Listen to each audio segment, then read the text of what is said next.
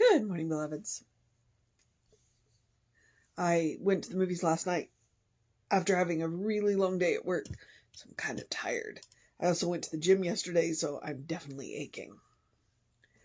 So, you see it twinge across my face. That's all it is. All right.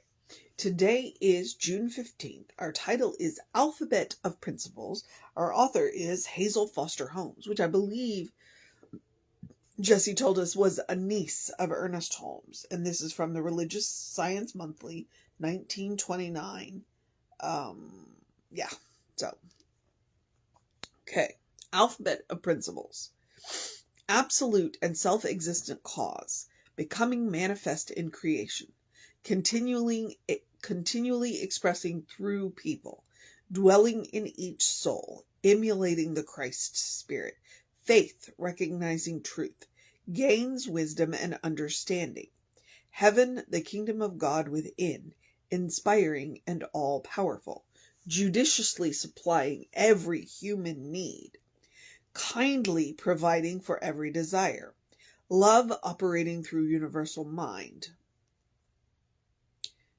master and people in conscious unity, new thought regarding age-old ideas, outcome of common sense, persistently seeking illumination, quietly determined to know the law, real, creative, indestructible, eternal, speaking through every living thing, truth, the revelator of God, utilizing every avenue, surging for expression, visible in all, through all, waiting to be recognized, xylographed on the face of nature, yours for the asking, zealous to operate at your constructive command.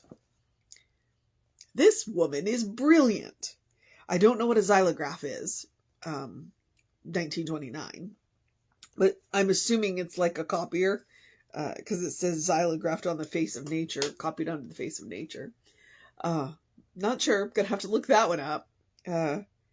But I'll be honest with you, what this reminds me of is when I went through ministerial school and we would create projects, and we were given the ability to use it in any way. Like when you take any of the science of mind classes, it's like you can use any avenue to communicate what you learned. And that's what this looks like. This looks like an end of term project for a class. And it's brilliant. I mean, brilliant. I don't know that anybody else has tried to take the alphabet and put the principles to the alphabet. And so it's brilliant. I love it. I love it. I love it. I love it.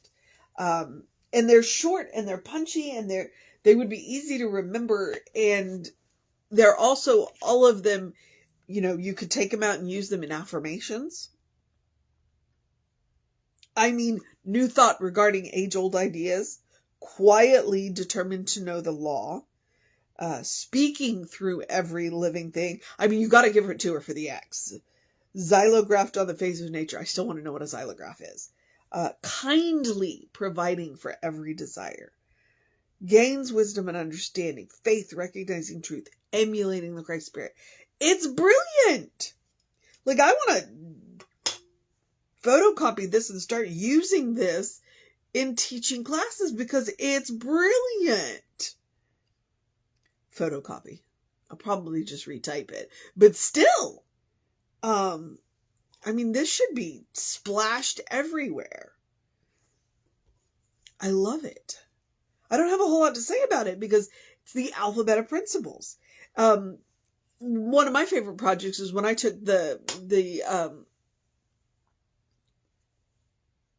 I can't remember what they're called. The things that we believe, the principles that we believe, the 10 ones that Ernest Holmes wrote out. And I took them to the teenagers and read them to the teenagers and said, tell me what you hear.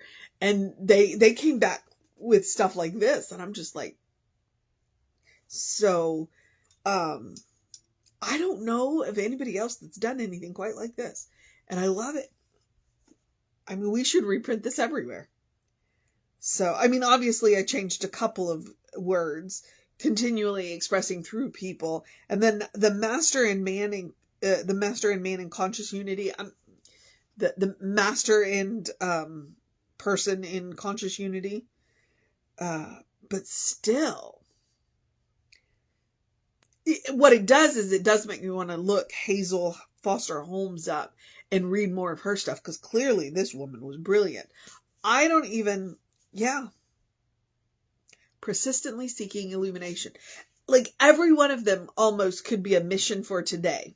Every one of them. I do like that persistently seeking illumination. I think I'm going to use that one. And I'm going to keep it short today because the alphabet of principles. I commend to you Hazel Foster Holmes, The Alphabet of Principles. And I will remind you that the Science of Mind Archives is in the process, if they have not finished yet, of digitizing all of the Science of Mind magazines going all the way back. So that may be something, because it was from page 2 from 1929 of the Science, the Religious Science Monthly. So, that may be something that you have access to. You could just go and say, hey, I would like this article to the Science of Mind Archives. And if you haven't been to the Science of Mind Archives, I would definitely encourage you to go to the Science of Mind Archives. They're amazing.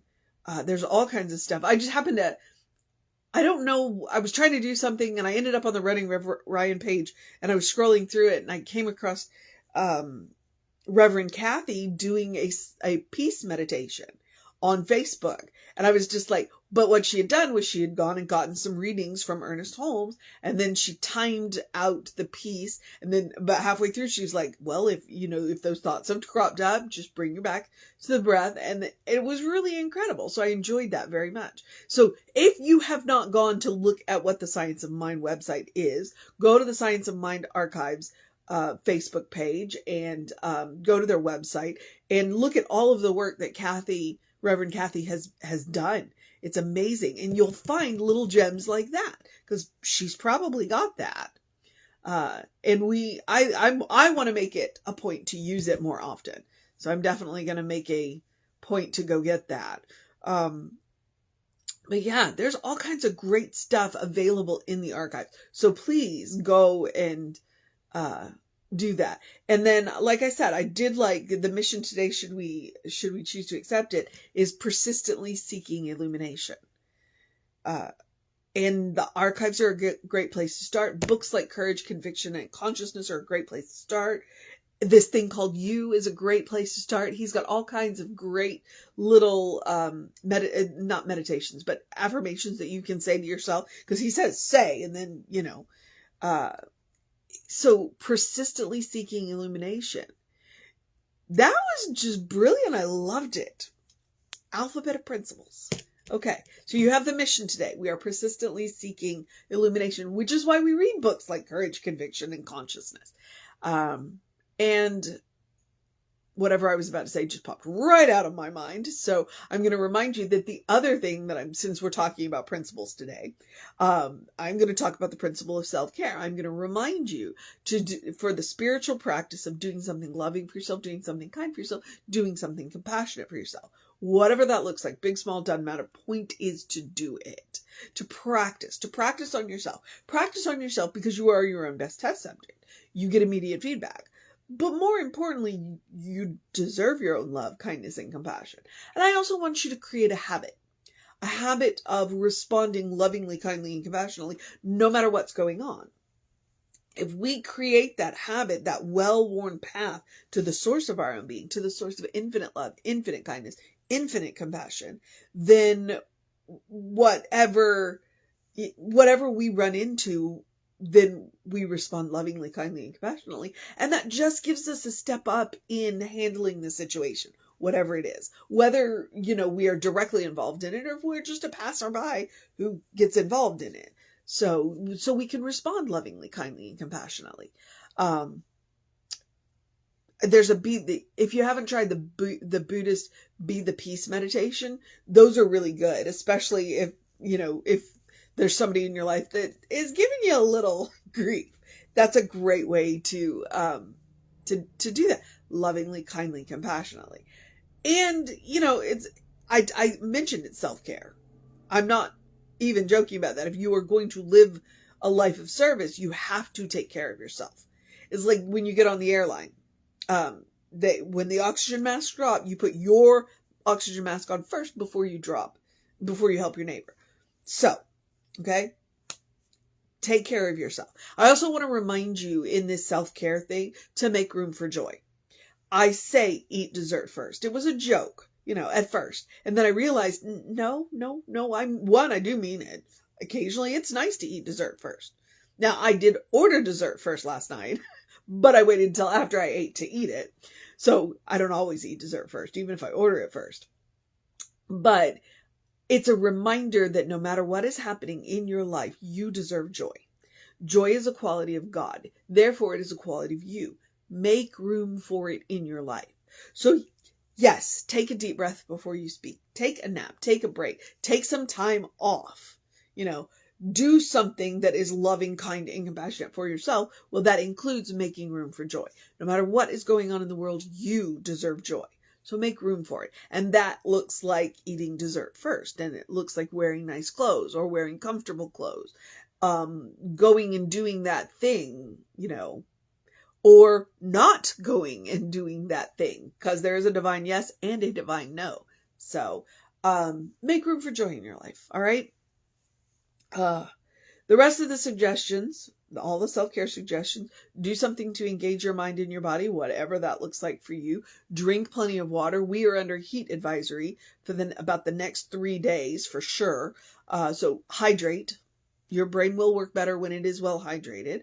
And get that early in your day bright light. I mean, we've got some puffy clouds, but I got that face full of sun first thing this morning.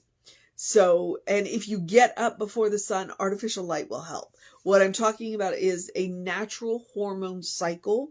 It's called a circadian rhythm. That early in your day bright light helps to reset that.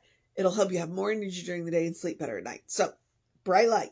Okay? I'm talking 5 minutes. No more than that. You can make room for that. If you can make room for joy, you can make room for 5 minutes of bright light on your face and, forearms. Okay. And it's science. It's called a circadian rhythm. Starts with a C. You can look it up. And then the last one is my Ernest Holmes quote. We had Hazel Foster Holmes today. So it's, we're going to quote her uncle now. Open the windows of your soul. Allow the breath of heaven to remind you, you do live in heaven right here, right now. It's all around us all the time. Okay? We live in heaven because we all come from the same source. There is one source, and that is God. She said all consciousness uniting. Actually, I don't think that's the one she used, but you know what I mean. Consciously uniting. And that's what it is. We're looking around and recognizing it's all God. We are looking in each other's eyes and seeing God looking back at us. We are looking in our own eyes and seeing God looking back at us. All right? It's all God. That means that heaven is a state of mind, a state of consciousness, not a place that we have to get to. A state of mind. And we activate it through the Christ consciousness. Jesus said the kingdom of God is within you. That's what he was talking about. All right? Within you. Consciousness. And when you realize that, and when you learn to create it for yourself, 1, straight up superpower. Okay? 2, it ceases to be a place and can become any place. That right there, you want to change your life? Get that mindset. It'll change how you move through the world. All right? And yes, we all practice daily. So some days are easier than others. All right. I guess I'm at the part where I remind you of the social media. We are Creative Life Spiritual Center, Creative Life Spark. I'm the running Rev Ryan on the social medias that I am on. Want to remind you to take advantage of all of that content. Especially as Facebook gets weirder and weirder about how long we can archive things. Therefore, I archive these on the running Rev Ryan YouTube channel. I don't want to clutter up the Creative Life because there's so much good content on the Creative Life. I want you to be able to find it easily. So, please feel free. Go look at the playlists. There are just plenty of them on both YouTube channels. And I believe Reverend David has a YouTube channel. I'm just not sure what it is. So we'll have to find out from him about that one. You want to know what's going on with the center? Email info@creativelife.org. That will get you on the constant contact. And then, like I said, remember the Science of Mind archives. I know for a while Jesse had a link in the email to the Science of Mind archives, and if he doesn't, he'll put it back in there. Or you can just email him and ask for it. I will try and hashtag it on this when I see this video, then after I get it done. So, yeah, I can't do it on my phone. I'm not that talented. All right. So, I guess I'm at the part where I get to encourage you to have a great day, a wondrous day, a fantastic day, a magical day, an enchanted day, a wonder-filled day, an awesome day, an amazing day, a persistently seeking illumination day, a consciously uniting day, what are some of the other ones that she gave? A visible in all and through day, a yours for the asking day, a love operating through universal mind day, a kindly providing every desire day, judiciously supplying every human need day. I'm going to stop because I love that article so much. A good day. And if that is too much pressure, simply have a day. You are enough. Just as you are. You're a beloved child of God. You're a divine spark, a brilliant light. You are spirit in motion. You are God in action. Or as Reverend Jesse likes to call us, you are a godling in whom God is well pleased and well represented.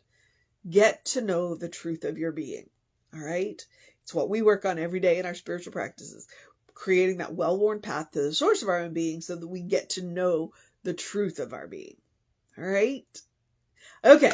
Reverend David should be on around 5 p.m. with you. I should be back around with you around 9 a.m. Take care of yourself. Know that you are loved. And I will see you next time.